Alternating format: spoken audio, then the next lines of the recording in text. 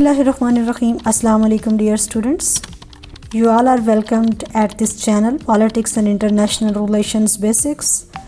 आज हम IR की एक बहुत ही इंटरेस्टिंग टर्म को डिस्कस करेंगे, that is band wagon effect. What is the band wagon effect और लोग क्राउड को फॉलो क्यों करते हैं. ये बहुत ही इंटरेस्टिंग टर्म है और हम इसे एक साइकोलॉजिकल फिनोमिना कहते हैं.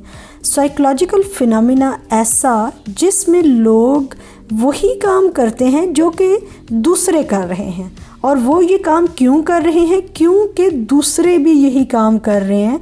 वो एक शख्स को सपोर्ट कर रहे हैं इस वजह से नहीं कि वो उसे पसंद करते हैं, क्योंकि बाकी बहुत सारे लोग उसे सपोर्ट कर रहे हैं तो वो भी उस मेजॉरिटी का पार्ट बनना चाहते हैं. That's why they are supporting the candidate or that politician.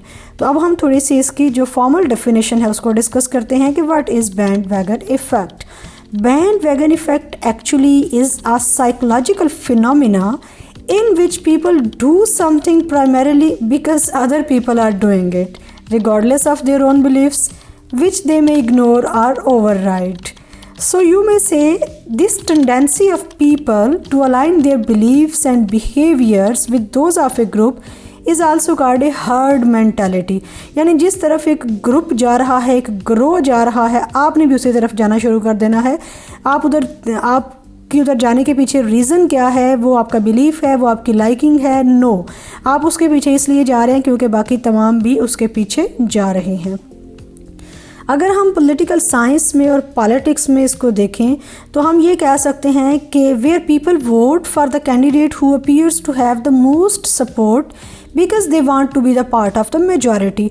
यानी एक कैंडिडेट को वो इसलिए वोट दे रहे हैं क्योंकि बाकी बहुत सारे जो लोग हैं वो उस कैंडिडेट को वोट दे रहे हैं, सो वो भी उस मेजॉरिटी का हिस्सा बनना चाहते हैं, इस वजह से वो भी उस कैंडिडेट को सपोर्ट कर रहे हैं. इसे हम कहते हैं band wagon effect. In case of any query, you may post your questions in comment section. Take very good care of yourself. Allah Hafiz.